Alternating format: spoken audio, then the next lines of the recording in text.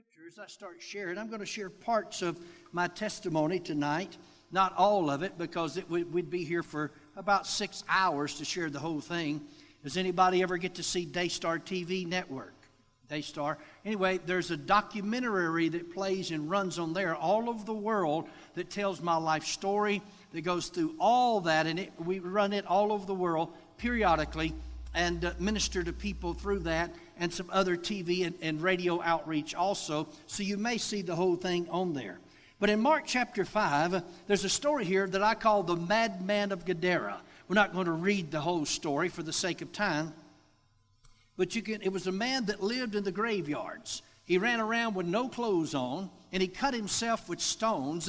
He was so supernaturally empowered by demons that they could take these chains and chain this man, and he could break these chains loose. And the Bible says no man could tame him. In other words, no man could help him. No man. It's supernatural. It is supernatural. We got Michael back there, so keep an eye on him. Amen. But it is supernatural. But no man could help him. No man could turn the things around, but God, the Lord Jesus Christ, came walking down the road where this man was at one day, realized he was demon-possessed, cast the devils out of him, got him set free in his right mind, and this man had never experienced this joy and happiness in all of his life, and he wanted to go and be with Jesus, but Jesus wouldn't allow him to. Let's look at Mark 5, verse number 18. It says, "And when he was come to the ship," speaking of Jesus and his disciples, "said he that had been possessed with the devil," now he's totally set free, "prayed him," or asked Jesus that he might be with him or stay with him. Verse 19 said, "Howbeit Jesus suffered him not, or would not allow him to, but said unto him, Go home to thy friends, and tell them how great things the Lord has done for thee, and has had compassion on you. And he departed and began to publish in Decapolis how great things Jesus had done for him, and all men did marvel." What happened? He called him into the ministry. Isn't that right?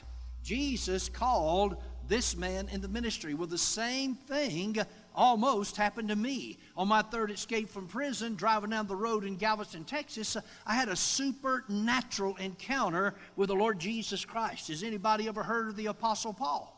The Apostle Paul at one time was a murderer of Christians. And he was on his way to go murder people on the road to Damascus. And suddenly Jesus Christ appeared to him on the road to Damascus, and they sung that song over him. What song? You know the song. They sung it over the Apostle Paul. Am I going to blow up anything if I step down here?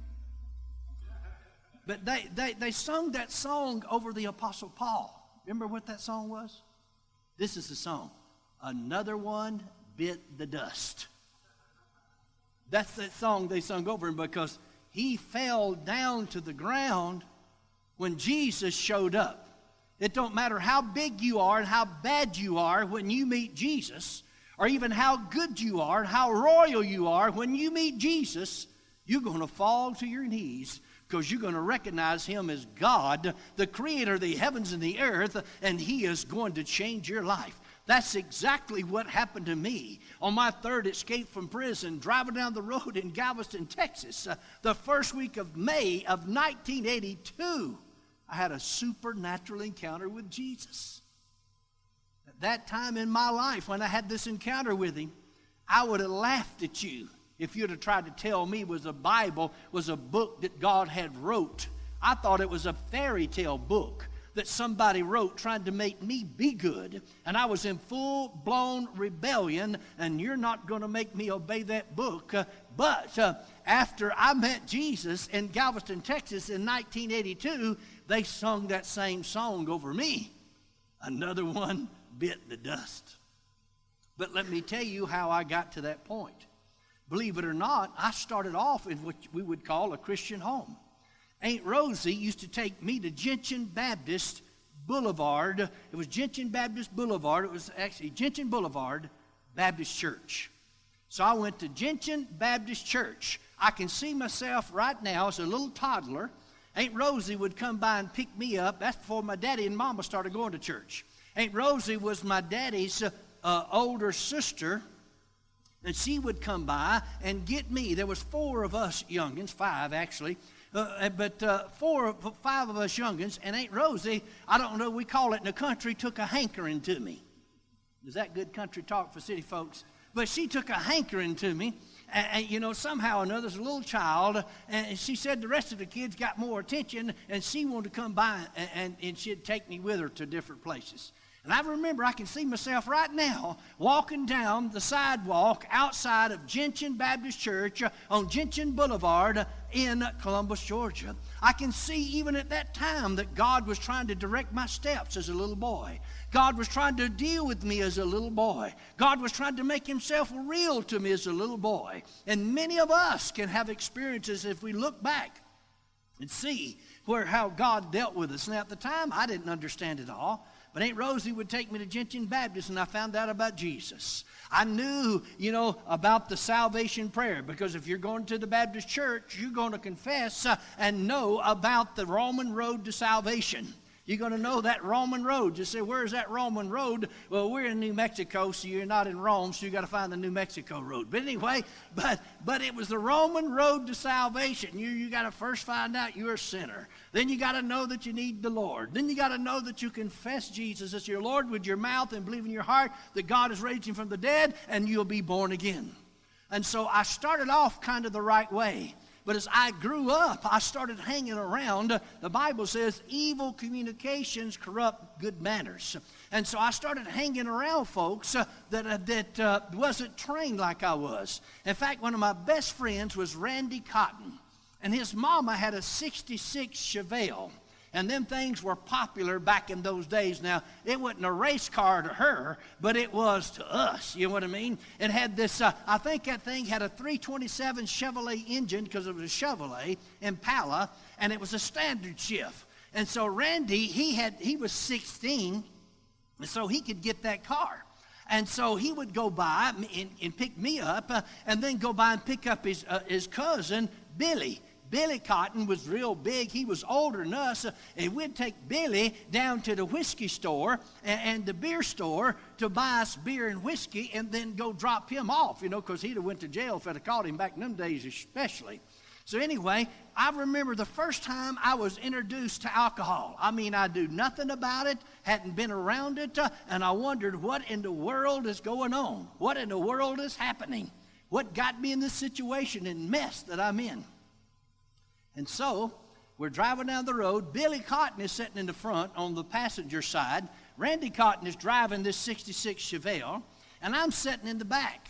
And they started drinking this stuff, and the name on the bottle, I could see that, was called Southern Comfort Whiskey. The biggest lie they ever told about the comfort part. There wasn't no comfort in it, but they was drinking it up there. And they was drinking it, you know, and it smelled real sweet. And I had never drank any before, or nothing, because, I mean, Daddy would have killed us. If he'd even known I was in the car with it, I mean, I wouldn't be here today. I mean, just sing that song over me. Another one bit the dust, it'd be over. In fact, if Mama had left Daddy alone, I'd have never spent 10 years of my life behind prison bars. You know why? Because Daddy'd probably killed me. Because he believed in beating the devil out of you. They used to believe that, you know what I mean? Just beat you till the devil left you. I mean, there was something about it. He would leave you after a while. You know, Daddy, you know, I'd tell Daddy, I can't. But he'd take me out behind the woodshed. And after we left that woodshed, I could. I'm telling you, you apply the Board of Education to the seat of learning. I mean, it makes you smart in a hurry. I mean, you get intelligent. I mean, back in those days, young folks, I don't know if you know, we used to get paddled at school. They used to paddle us. Our teacher used to paddle us. Our teacher did. Now, if you tried that today, they'd sing that song, wouldn't they? Over here, another one bit the dust. But they used to do that. You didn't smart mouth the teacher. You didn't say anything. You didn't disrespect the principal. You didn't say anybody. I mean, I got some licks. And if Coach Landing, his name is Landing, last name, he had him a big paddle with holes drilled in a board. And he believed in applying that board to the seat of learning. And he would call us in this room, and he would lift us up off that floor. I mean, I seen boys crying because them licks hurt so bad. So anyway, I sure didn't want Daddy to know where I was at, the situation I was in. But here, I'm riding down the road in the car in this 66 Chevelle, remember? And Randy and Cotton and Billy Cotton, they're cousins, they're passing this stuff around, and Randy started hollering back there at me. Come on, drink some of this. You can forget your problems. He said, you're sad all the time. The reason I was sad because I was backslid. I got away from God. I mean, I grew up knowing about God, but I got away from him. I said, no, I ain't messing with that. So they started laughing at me, making fun of me. Oh, you just scared, you're just scared. You ought to drink some. So I said, well, let me see it, and I took the thing, read it. It said Southern Comfort Whiskey, 100 proof. You know what I mean? Comfort part's a lie part. The 100 proof didn't mean nothing. I didn't know how you'd done all that. There was a bunch of moonshiners in my family, but I'd kind of been protected from them, But there was moonshiners, done the moonshine and all that stuff. I got a cousin that still does it today. In fact, my sister's funeral, I preached her funeral, and he was there. He said he had a 500-pound steel running right then. So we'll get in the spirit real quick if we go to my cousins. But but it's a fur piece from here. It's over in Georgia. So I smelled of this Southern Comfort whiskey. Now, I'm talking. This is a long ways from Jesus, but I'm telling you how I got to him. I smelled of it, and it smelled real sweet. Who in here has ever smelled the smell of Southern Comfort whiskey? We got him. Get his picture. Got one back in the sound booth. We got him. He may have a bottle back there. We need to check him out right now. Anyway, he was raising his hand up high. Southern Comfort. But you smell of it, you know what? And it smells real sweet. It kind of smells like candy in a way. And so I didn't know how they was drinking it. I thought you drink it like you drink what we call in the South a Coca-Cola. Coca-Cola was invented over there. So when you went to the store to get, what do y'all call it here? Pop or soda? Okay, soda. Well, over there, everything is a Coca-Cola. Let's go to the store and get a Coca-Cola. That doesn't mean you're going to get a Coca-Cola. You might get a knee-high orange. You know what I mean? But when you say, let's go get a soda. Well, over there, they say, let's go get a Coca-Cola. Because Coca-Cola was invented right in Columbus, Georgia. Then they set their plants up in Atlanta, Georgia. And, it was a mess. But anyway, they had Coca-Colas up there, and they was drinking it. They called it chasing it. They drink a sip out of that Southern Comfort, and then they drink Coca-Cola behind it. I didn't know all that. It just smells sweet. I know you're supposed to drink it like you drink a soda. You understand what a soda is? So I just turned this thing up because it said Southern Comfort. And I gulped about half of it down. You know what I mean? Because it was a pint bottle. Might have been a half pint, but it was a small bottle, wasn't a giant thing. And I turned it up and drank about half of it. Well, it took a while for it to go from here down to here, but when it got around about here, I knew I had consumed too much already. I was a gagging and a coughing and a spitting and a carrying on. My God. And they were laughing at me, and it hit the bottom. Woof. And it was 100 proof. It was the high-test stuff. And it said Southern Comfort. They lied. There wasn't no comfort to it. If I'd have had any bugs, and if I did have any, it killed every one of them going down. I guarantee you. They didn't have to deworm me when they got through with it. So I'm sitting in the back of this car, And we're driving along, and all of a sudden, after about 10 minutes or so, the trees started going around. Whee! And the telephone pole started leaning over, And I was telling Randy, I said, the telephone pole is going to fall. The trees are turning. They started laughing at me. They said, no, you're getting drunk. I had never been drunk.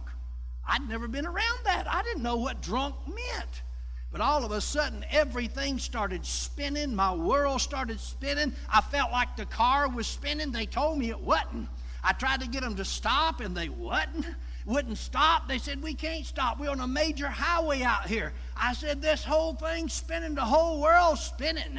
And then all of a sudden, I think they call it regurgitating in the city, but we flat call it puking in the country. I puked till I like to have died. All that white Chevelle turned pukey yellow down the passenger side. Because everything I had in there started coming up. And I got so sick, I was afraid that I would not die. In fact, I started trying to get right with God in the back seat. I said, God, if you'll bring me out of this, I'll never do it again. till the next day. But anyway, I'll never do it again. You know how all of us have been there. I'll never do it again. So my head's a spinning. And so that introduced me to alcohol. And then we kind of eased on into that, lying to my parents and, cheating and stuff. And then the next thing you know, I was introduced to what they call marijuana or pot back in those days. I don't know what all the names they got for it today. And then that led to other things. And the next thing you know, I'm a full-blown alcoholic and drug addict. And that's all I live my life for, is to get drunk and high. Well, as I was doing this, then what happened is one day I got all hopped up on these high-powered drugs, and my friend Randy, again, had this high-powered 77 Nova, and this thing had this high-powered 396 engine with Edelbrock carburetors on it, Edelbrock manifold with 2 4-barrel carburetors, 4 in the floor, running open headers, and this thing was it was a semi-race car. And I said, Randy, I want to borrow your car to go down through there. I had one, but I wanted to borrow his to go down the street. And so I was my head was spinning again. And so when I left out, I took off like a race car, like I was going to quarter mile. And the next thing you know, the police authorities, I passed them going too fast. They call them speed limit signs. And I'm running open headers, so it sounds like a tank, going down the highway too. And so they whirled around in the road and fell in behind me, so I took off.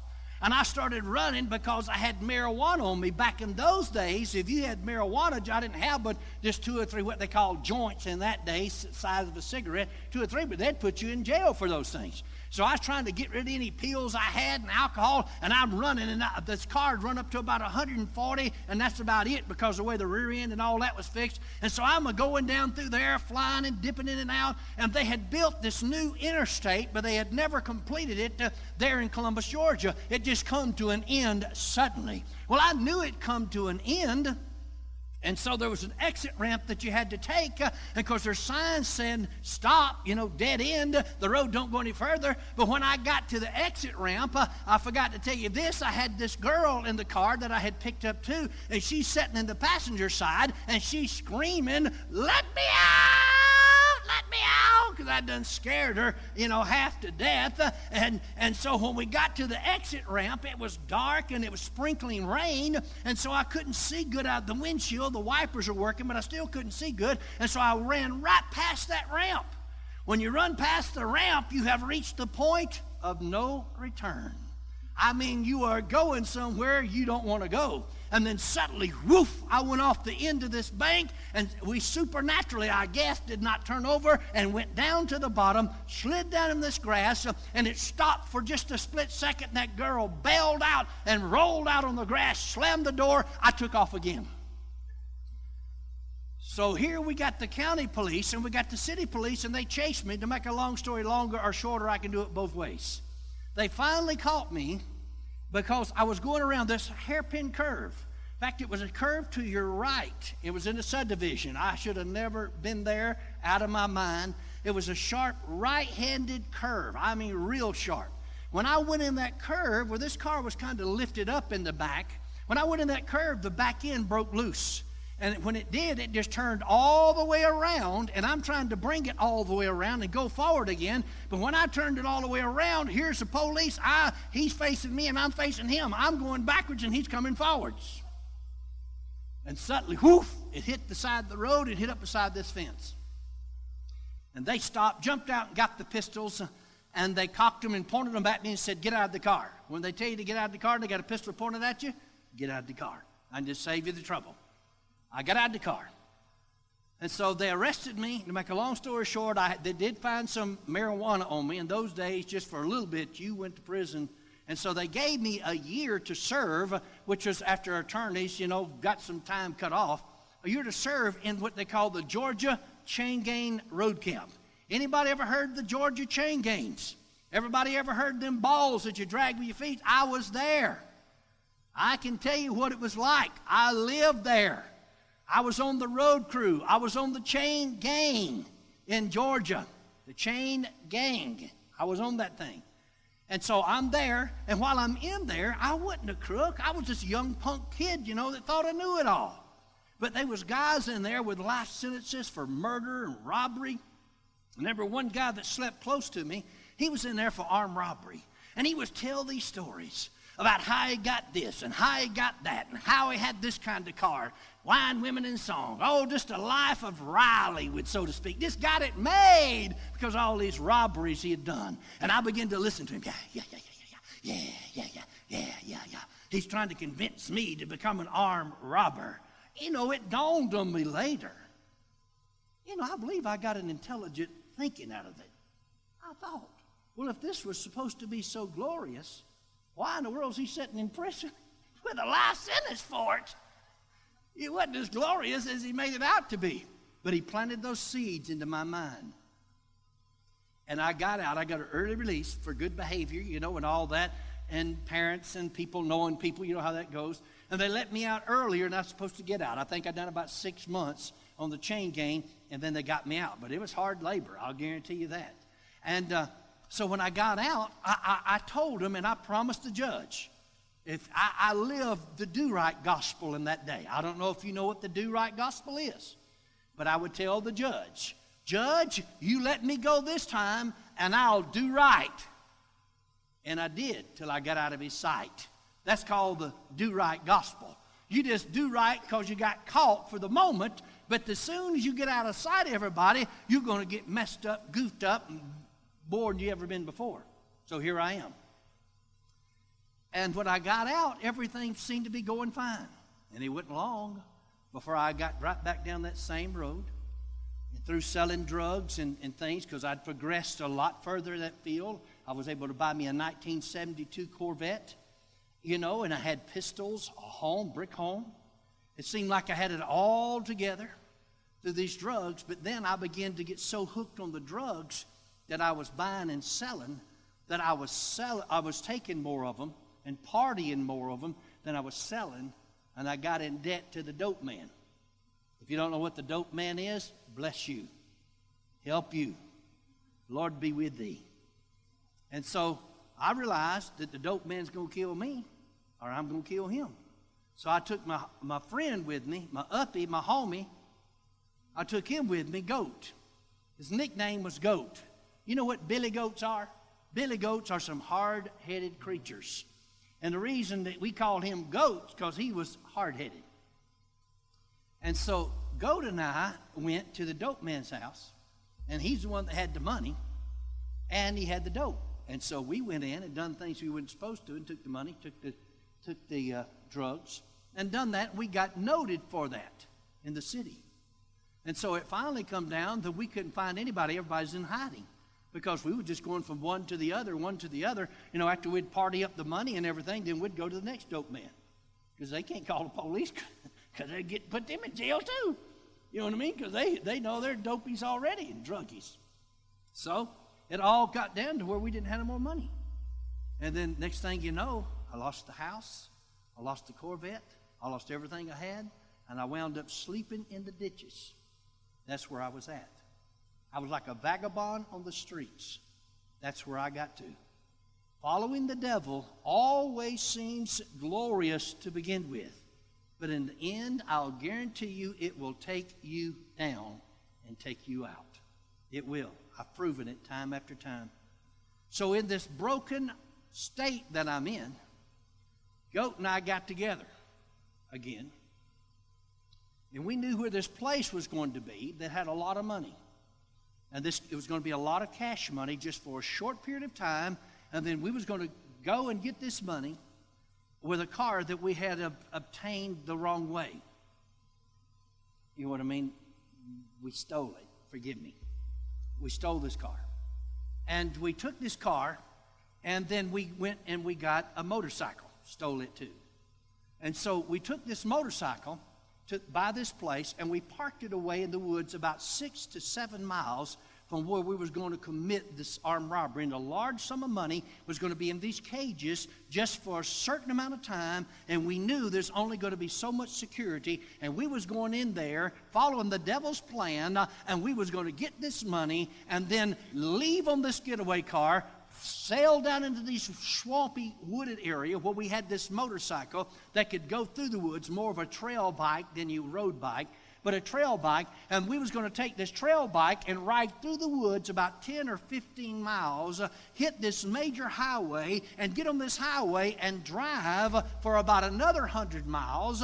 And then we were going to get a ticket at this airport, and we're going to fly down to the islands, and we're going to live happily ever after. The devil's plans never work like you want them to. We get the motorcycle, we stash it over in the woods. I'd only been on this road where we put the motorcycle twice in my life. Once years ago, and this happened in the state of Alabama, even though I lived in Georgia, the place we was going to rob, and we was robbing other places, but this was the big deal. I mean, this is where we was going to be set for the rest of our life, supposedly. So we put the motorcycle about 6 miles away. We done scouted out what we was going to do. So I'd been on that road twice in my life. We took this getaway car, drove up there. We didn't care if they got a description or anything because we're going to dump it. They can't tie it to us. No way. And we're trying to keep our prints out and all this other stuff out of the car, And so we go into this place to rob it. Once we get in, and they realize that we got in because there's a place that we knew how to get in that they didn't know we knew. And we got in. First of all, there was more security there than what we had thought. And then it was Goat's job to take care of security and take the phones out so that they could not call the authorities because he was out away from the city some. A lot of gambling and stuff. But anyway, when we was in this place and started committing the robbery, we had this big duffel bags where they could put this money in. Because we didn't want them, nothing. I walked up to the lady at the cage, and I put this gun up, and I said, this is a robbery. I said, put all the money in this bag. And she kind of snickered, laughed. And the next thing I know, when I come to my senses, because I was high on drugs and alcohol, I had a .38 pistol with wad cutter bullets that flip when they come out of the barrel that bust human skulls all to pieces. I had that right up to her head, and I was fixing to pull the trigger, and I snapped. And I thought, I know, but I'm fixing to kill this lady. I was going to kill her. How far have you gone? How could you get to this place? I knew better. Aunt Rosie taught me better. Mama taught me better. Granny taught me better. Daddy taught me better. And here I am. So selfish and so mean, not caring about human life or anybody else. Just so I get my needs met, I'm willing to kill somebody else. We got a society today and a world today that's like that. And I'm not belittling anybody, I'm just telling you the truth. Well, that lady said later in the court, when I cocked that gun, it scared her. And she knew that I would kill her. And she started putting the money in there. Well, Goat has got security. They're all down on the floor. They're laying on the floor. And I heard something groaning and grunting behind me. Kind of. And I whirled to look, and guess who it was? It was Goat. He was supposed to take out all the phones. But them metal pay phones, well, you might not know them, but they used to be metal pay phones that hung on the wall. They had a metal wire. That's for these days of these phones you can hide in your hands, I'm telling you. Hung on the wall. He was trying to jerk one of those things down off the wall, and that's the only one that had left operational. And I said, Goat, can't you get that thing off? He said, you come do it. So I done got the money, and told the lady to lay down on the floor. We didn't shoot nobody. Thank God, all this is wrong. The only reason I share my past is to help somebody else in their present or future. She was laying down, on the floor. And I ran over there where Goat was. And we tried to pull that phone loose, but we couldn't. There was a metal wire going up to it, from the thing you talk on. We looked like Laurel and Hardy. If you're old enough, you know what I'm talking about. Laurel and Hardy, doing this robbery. We left it dangling operational, And we ran out the door. got in this getaway car, tore off down the road. I'm driving, and Goats is throwing up these $100 bills. In that days, they had $500 bills. In that day, they had $1,000 bills. I don't know if you remember those days or not, but they had those kind of money. And he was throwing it up, and he said, we got it made. Oh, we got it made. The devil always makes you think you got it made. We're driving, and this is a standard shift car. We don't care. It's not a real fast car because we don't need a fast car. We're going to get away. We're not going to get caught. You're not going to get caught. If you was going to get caught, you wouldn't do it. So I turned off the main state highway onto this county road. And we got to go down this road about 4 or 5 miles to where the motorcycle's at. So when I turned off the state highway, I started flying down this county road because I knew that that phone was operational. I knew that they was going to be able to call somebody. So I'm flying down this road. As I'm going down that road, suddenly I come up on a curve, and it was a left-handed curve, and it was real sharp, and into the left turn. And I realized the speed that we're going, we're not going to make that curve. This car is going to flip and roll from end to end, and we're going to scatter parts everywhere out here in this country. And Goat was over there looking. He's already scared to death. And I wondered, what in the world am I going to do? He said, what you going to do? I said, just hang on. And so I pushed the clutch in because it's standard shift, slammed the thing in second, popped out on the clutch, hit the brakes, and wondered the transmission and the rear end didn't come out of it, but it didn't. And we slid broadside into this left-handed curve, and when we did, we lost traction and went up against this bank about 10 foot high, this dirt bank, and we hit it. Bow! And we was going so fast, it just bounced us back, and we caught the road, and the road caught us, and bow! We went back over there, and then it threw us back off that bank, back on the highway. And I stomped the gas pedal to the floor. And guess what happened? Absolutely nothing. The car wouldn't work. The gas pedal quit working. The gas pedal, the thing that went from the gas pedal in the car to the carburetors, are the days of carburetors, for those of you that don't know what they are. They have fuel injection now. But anyway, carburetors, the linkage had come loose, and all this beating and locking. Well, I'm a shade tree mechanic. So the car comes rolling to a stop because all it's doing is idling. You can't give it no gas. And I jump out, and Goats hollering, hurry, hurry, hurry. So I jump out, open the hood, and begin to look. And it sounded like coming behind me in the direction the car was headed, that there was a low-flying helicopter. So I turned to look, and guess who it was? It was the Alabama State Patrol.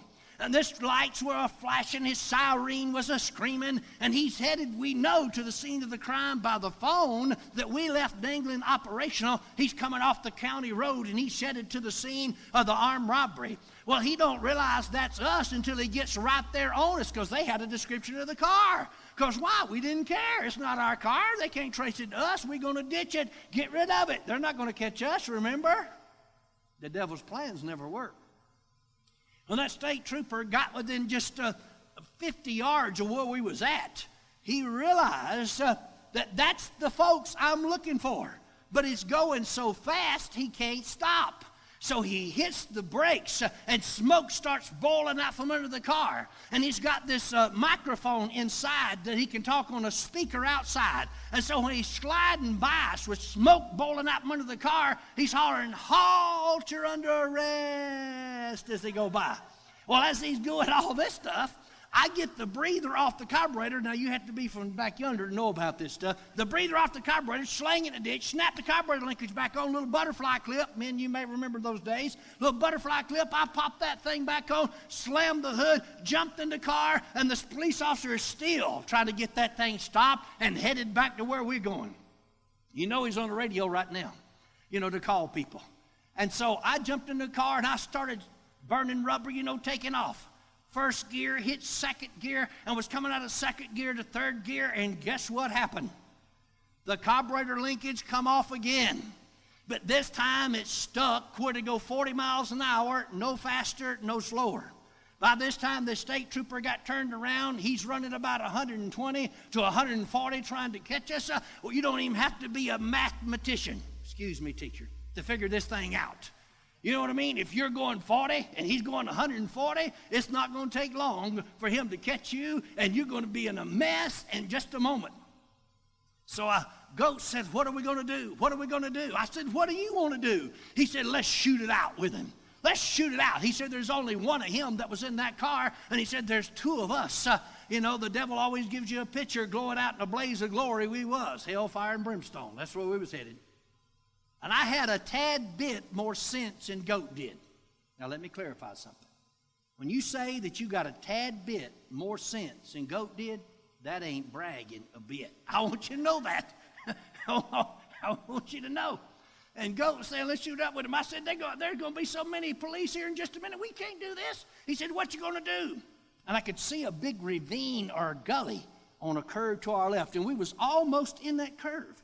I said, when we go around this curve up here, the state trooper's going to go out of sight. And I said, when he goes out of sight and disappears, because he's still a good distance behind us, I said, I'm going to run this car off this big cliff down here to our left, this ravine, and it's a bunch of what they call kudzu vines. Anybody know what them are? You got to be from the country to know what them are. There's a lot of vines that just grow wild. I mean, thick and woolly booger-looking things. You know what I mean? And they're out there. I said, I'm going to run this thing down in that patch. And I said, when we get down there, you get the money, get the guns, hang on to them. When we hit the bottom, if it don't kill us, I said, jump out and let's run. And I said, it's every man for himself, but stay with me. Goat looked at me, and I think it's probably the first intelligent thought he may have had in his lifetime. I don't know. I just think it might have been. He said, that'll kill us. Going off the cliff, you know. Why did he think about all this before he got involved in the armed robbery? Why do you want to get sane thinking now? But that's the way the devil does. And so here I am in this situation. And so we get far enough in this curve, and the police officers' cars disappeared. I can't see them. And so I run this car, because they're going about 40 miles off this cliff. Whew. I mean, it's flipping and flopping, and about 100 feet down, it finally come to a stop. Boom! Hit this big bank with the front end, bursted the radiator, smoke's going everywhere. It looks like it's going to catch on fire. And we were all banged up, but, we knew we had to get out of there. Just for the days you wore seatbelts, And so I said, can you get your door open? He said, yes. I said, get out, let's go. And by the time we're getting out, all of a sudden, boom, boom, halt, you're under arrest. The state trooper had seen us go over the bank.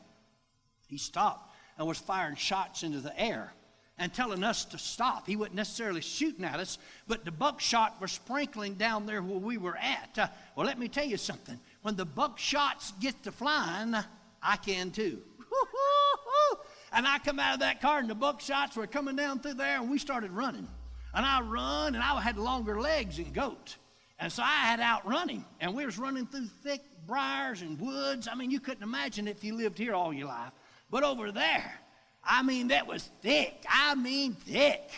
Vines and stickers and thorns and bushes and, where no man had ever been before almost, And we're going. And finally, after a mile, I'm out of shape, and I'm running hard and scared, adrenaline pumping. I slid up on my belly under this giant Alabama pine tree. And I'm lying there in this pine straw, thinking, oh, God, I wish I'd have never done this. Oh, I wish I'd have never got involved in this. Oh, I wish I'd have never done this. Oh, if I could go back and do it again, I'd never do it again. And I thought, dawned on me as I'm lying there, where's Goat at? And I heard something, a thrashing and a tearing through the swamp and the bushes, and it was like a rhinoceros or something coming. So I turned to look, and here come Goat. This is back in the hippie days. Y'all remember them days? He had hair down to his waist, and it was out behind him. He'd done tore his shirt all the way off of him and gouged all his pants, and he was barefooted and done run out of his shoes. So he was a sight to behold as he was coming out of these bushes. So he seen me laying there in the pine straw, and he stopped laying there beside me. And while he's lying there, we hadn't said a word, but I know he's thinking the same thing. Well, I wish I'd have never done this. Oh, I wish. I think I got a brilliant revelation as we was laying there. I want you to judge and see if I did or not. I need some help in this. I said, Goat, where is the money at? He said, I thought you had it. I said, where's the guns at? He said, I thought you had them. Here we are, got in more trouble in 10 minutes than we're going to get it out in a lifetime. In fact, Goat got killed. Later, he died. Goat died. Dead. In fact, I'm the only surviving boy in my community. I'm the only one. I'm 59. Not one lived to be, the oldest one besides me would live to be 32 years old when he died. All of them's dead. Sin will kill you. And every one of them died from some dramatic event. Every one of them. Because we wouldn't listen. Hard-headed, rebellious. So we're laying there in the pine straw. We realized, well, it ain't going to be long before they get the dogs after us and all this stuff, the bloodhounds, and they did. And these bloodhounds chased us to the woods. It was pitch dark. You couldn't see your hand in front of your face. I mean, that's how dark it was. And to start with, and then later on, you could get a little light from the moon because it was coming up, you know. But we was going through these woods, and you could just run, and the dogs seemed like they was almost about to catch us. And then suddenly, the dogs turned and went in another direction. That tells the whole story in my book, and I got a CD series over here called Escape from Hell. It tells the whole story about all this. But the dogs turned and went in the opposite direction. Later, we figured out that we had circled around in the woods so much, lost ourselves, that the dogs got confused about which way we went.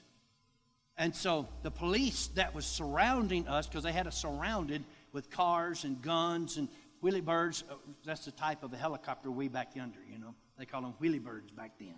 Little bubble helicopters, you know. That is surrounded. But when the dogs turned and went in another direction, they thought we went that way. And so we took off across this highway and made it through the woods, stayed in the woods all that night. And then the next day, we called somebody to come pick us up. And they was able to get away. And so we got away, we thought, with a crime. In fact, we was out in Dallas, Texas. A lot of things happened after that. That happened over in Alabama, you know. But we was running from these charges, and I was headed back down through Alabama with drugs up to no good again. And I got stopped for weaving across the line because I was drunk again. And they put me in jail. I lied about who I was, but they found out through fingerprints, put me in jail. And then later on, it took a while, but later on, I was sentenced to the time in prison. And then while I was in prison, I escaped 3 times. And I'm not going into all of them right now because it would take too long. I want to get up to the point that I come to know Jesus Christ. But on these 3 escapes, somebody said, what happened? How in the world did you escape from prison 3 times? You got to be able to leap tall buildings with a single bound. You got to outrun speeding bullets. You almost got to stop a locomotive with one hand. But I escaped 3 times in 72 hours. 3 days. 3 times in 72 hours. I escaped 1 time, got back, escaped again. They got me back. The 3rd time, I got away. So what is the moral of the story? Keep doing it till you get it right. Not escaping, serving the Lord. But keep doing it. Don't give up. And it was in different prisons, of course, that they would take me to, and I would find ways to get out. One time I jumped out of a 2-story building up on that had just a fire escape door, and I had to jump 10 to 12 feet out over this electrified razor wire fence. And I landed 2 stories below, broke the bones in my right foot, but I found out later, they told me I run 14 miles with a broke foot and made it till I got away. And so I'm out on my 3rd escape from prison. And I'm sitting there, and I'd been on escape, this last escape, for almost 1 year. It was 11 months and some days. And I was in Baytown, Texas. Anybody know where Baytown is? You over by Houston, you know it's not far from there. Baytown, Texas. In Baytown, Texas, anybody where Mickey Gillies Club is? Oh, my God. Pray for her, Lord. Help her, Jesus. Pray for her, Lord. We live not far from Mickey Gillies Club. And we was always in and out of there, you know. But I was sitting in this apartment on escape, selling drugs. That's how I was doing it. And I was sitting in this apartment one night. This is getting to where I met Jesus. Had a praying mama, praying Aunt Rosie. Remember, she took me to Gentian Baptist. I had a brother that was a preacher. My daddy that was praying for me and a preacher. And, of course, I hadn't seen them. I couldn't go around them because they'd get arrested, you know, for aiding and abetting a criminal. So I'm sitting in an apartment in Baytown, Texas, not far from Mickey Gillies Club. And I had a 5th of whiskey in one hand and drugs in the other hand. And I was sitting in one of those fold-out seats like you take outside with the webbing in them. I don't even know if they make that kind anymore. because there were so many people in this little apartment. They were sitting in the floor and everywhere. I just got one of the lounge chairs. They'd called it out from the back porch and just folded it out, and I sat down in it. As I'm sitting there and everybody's sitting around shooting dope, syringes and snorting this and smoking that and drinking that, getting high, call it, having a party, I'm sitting there in that chair, and all of a sudden this strange feeling, strange to me, came on me. And then I had this unusual urge that I was going to be a preacher. You're going to be a preacher. And I felt like I should tell those guys and girls that I was in this apartment with that I'm going to be a preacher. So before I could stop myself, with a fifth of whiskey in one hand, drugs in the other hand, I just spoke to all the drug addicts, I'm going to be a preacher. You can imagine. They laughed louder. Oh, God. They had visions. And blotter acid, too, along with all this, and took trips. Hey, we used to take trips and never leave the house. Y'all spend all that money going on these trips. We used to take trips and never leave the house. Woo, we was messed up. One time we thought we was on the moon. We did. Everybody thought we was literally on the moon. The moon had come up bright, and it seemed like it was just hanging right there in the window. We thought somehow we had traveled to the moon.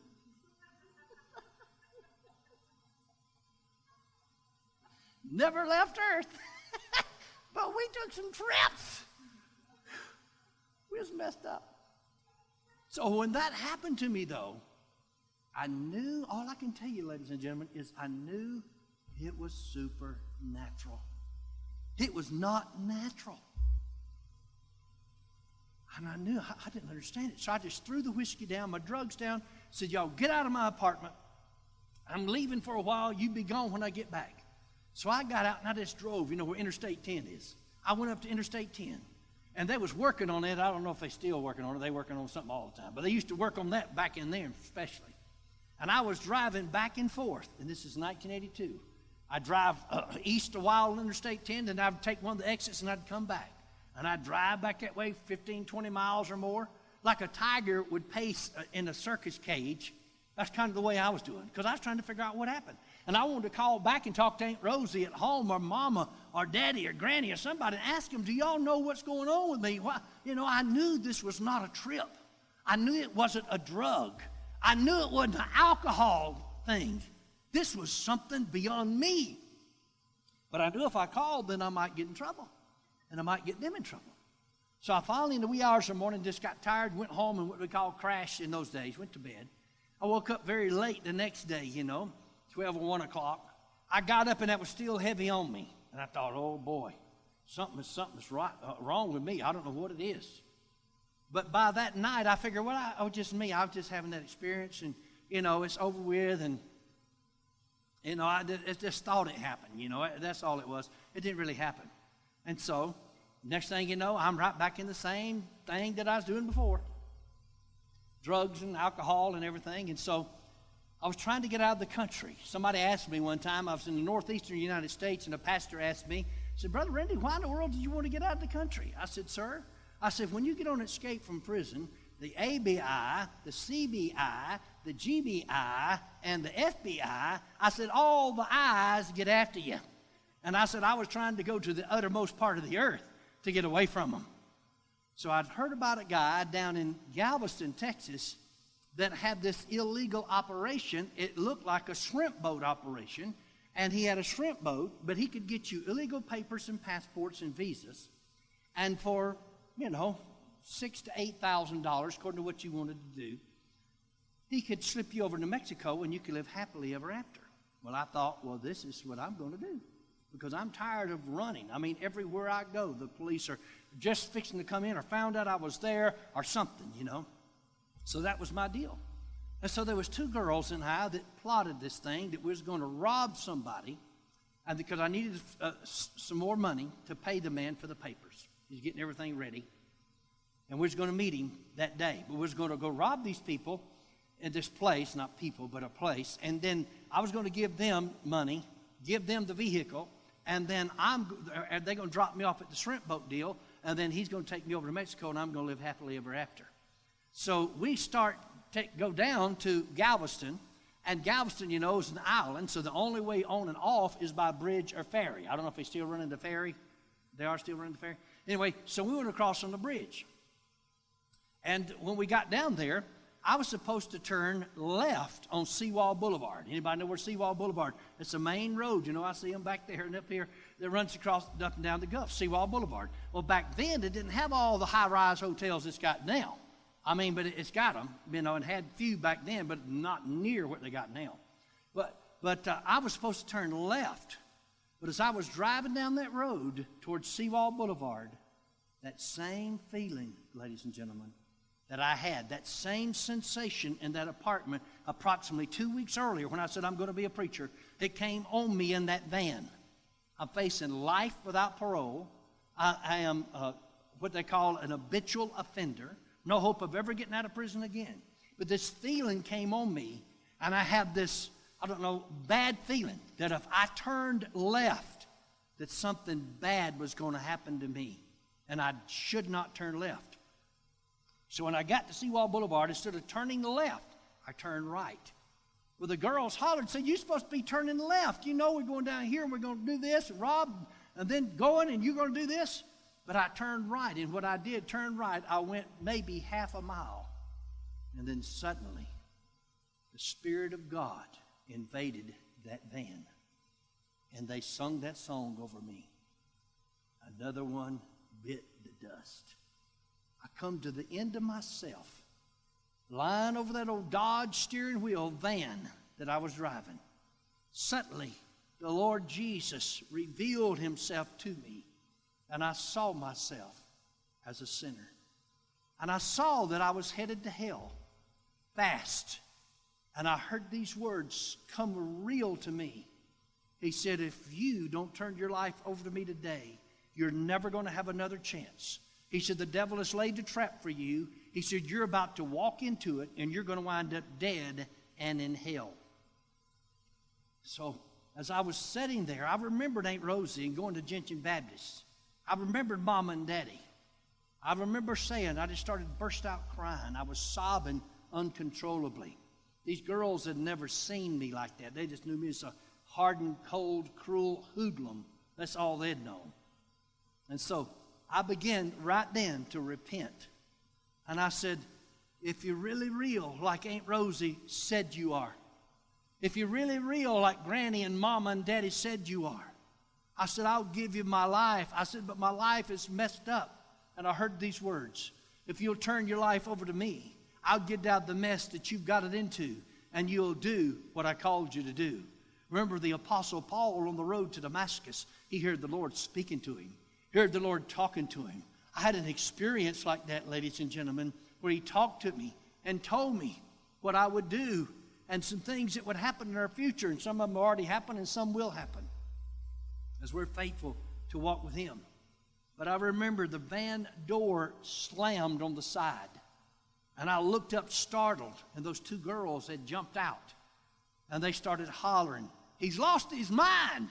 He's lost his mind!" And they started kind of jogging down the road behind me, and I've never heard or seen them since that day. They're gone.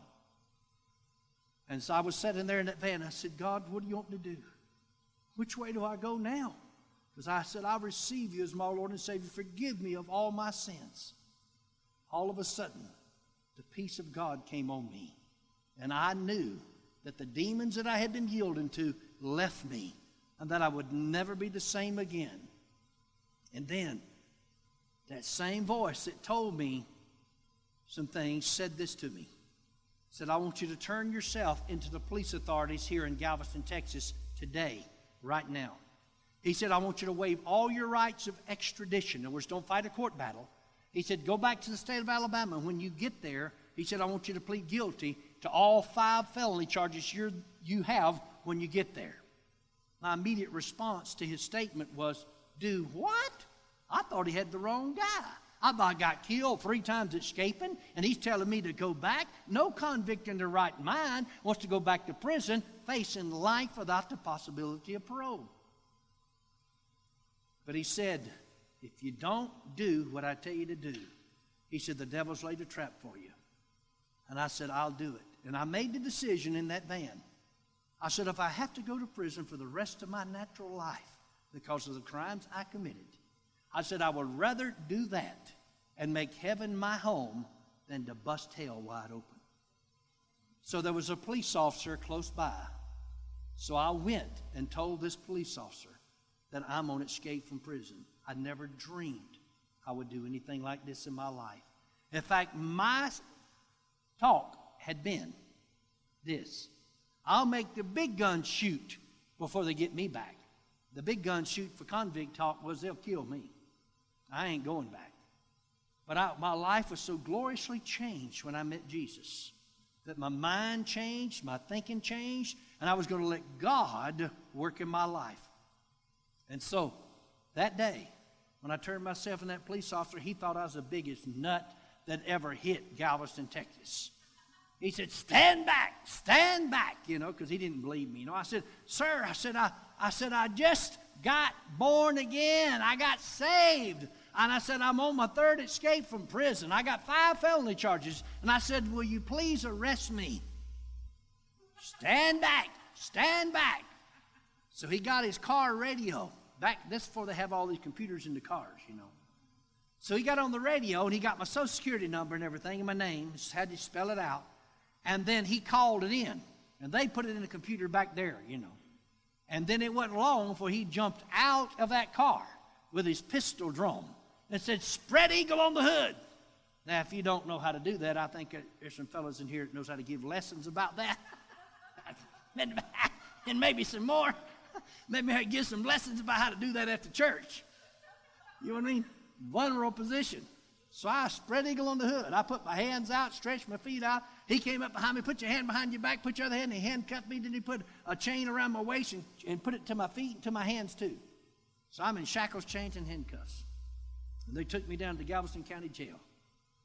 They put me there, and they talked to me, and I told them I'm guilty of everything, and I'm guilty of all crimes. I told them everything I'd ever done wrong, things that they had never even charged me for. I told them all that too. I'm coming clean. You don't need to lie. I'm clean now. I'm for real. And if I have to go to prison the rest of my life, fine. But I'm going with God.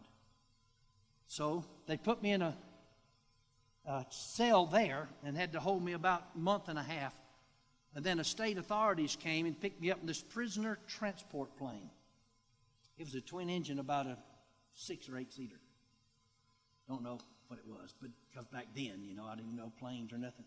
They said the reason they put me in an airplane because they kept me on the ground, I might run again. So I probably wouldn't get out of an airplane, And they flew me back to Montgomery, Alabama, Danley Field, and they landed me there, taking me to Holman Prison, which was where death row, the electric chair, and all the life-out parolers were housed. It was death by electrocution in those days. Now they give lethal injections, I think, but it was death by electrocution. Now they was going to put me in a life-without parole prison because I would never get out of prison again, and they knew that. That's what they were saying. But let me tell you something in closing, because I'll just have to start tomorrow and tell the rest. It's 6 hours long. We won't try to do it all tonight. But when I first time ever flew into Montgomery, Alabama City Airport, it's called Danley Field, D-A-N-N-E-L-L-Y, Field. The very first time they ever flew in there into my life, I was on a prisoner transport plane going to prison for the rest of my natural life, and rightfully so, because I had broken the laws of the land. But the very next time that I flew into Montgomery Airport, which is many years later, I was in Randall Grier Ministries airplane preaching the gospel of the Lord Jesus Christ in the same prisons that they said I'd never get out of. And I'm standing here tonight. During this series of meetings, I'll tell you how to believe God for a miracle. But I received a miracle of salvation. That's the first miracle. Getting right with God. There's a lot of miracles I've received since then. And the Lord has taught me. In fact, they told me that I would never receive a full pardon. But I got one. With the right to own and possess a firearm, which is shotguns, rifles, and pistols for city folks. And I was in prison for armed robbery. It is unheard of. But when you know the King of Kings and Lord of Lords, He can work situations and work miracles if you'll trust Him and believe Him that nobody else can do. Amen?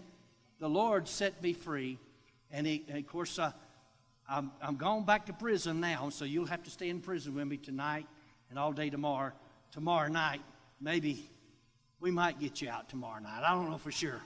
Anyway, you just suffer with me. But we're in Holman Prison right now. They took me from the airport, from there on a prisoner transport van, and they took me down to Holman, which is in Atmore, Alabama, about 60 miles north of Mobile, Alabama, and they drove me through the Sally Port.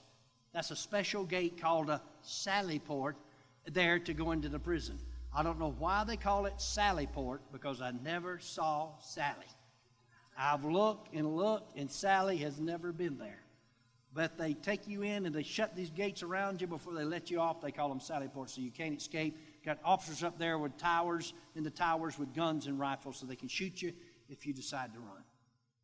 So I'm so glad you came tonight. Let's pray. Father, I know you were blessed by this message. If you would like to receive more information about Randall Grier Ministries, or if you'd like to receive our free newsletter, just let us know. We'd be happy to send it to you. Just write us at Randall Grier Ministries, P.O. Box 2227, Owasso, Oklahoma 74055. Or you can contact us at our website, www.rgm.me. And remember, God is always with us.